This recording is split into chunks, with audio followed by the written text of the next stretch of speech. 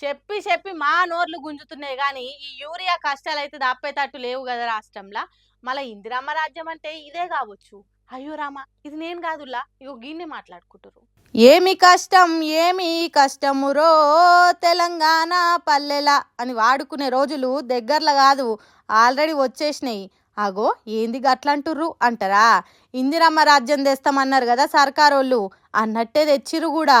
మీరే కండ్లు పెద్దగా చేసుకొని వీక్షించుర్రి. లేదు లేదు, మనకు అన్ని సున్నం పెట్టింది.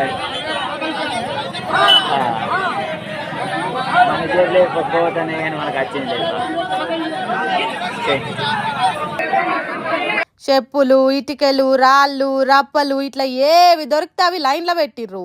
ఎందుకు అనుకుంటుర్రు? యూరియా కోసం.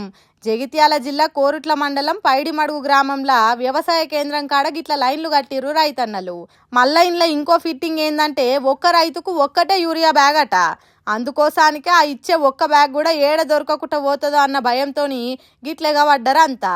ఇందిరమ్మ రాజ్యం తెస్తాం, ఇందిరమ్మ రాజ్యం తెస్తాం అన్నారు కదా, అన్నట్టే తెచ్చిర్రు కాంగ్రెస్ వాళ్ళు అని మాట్లాడుకుంటుర్రు. ఇక ఇది చూసినాక ఎంత ఘోరం ఉందో చూసిర్రు కదా కథ.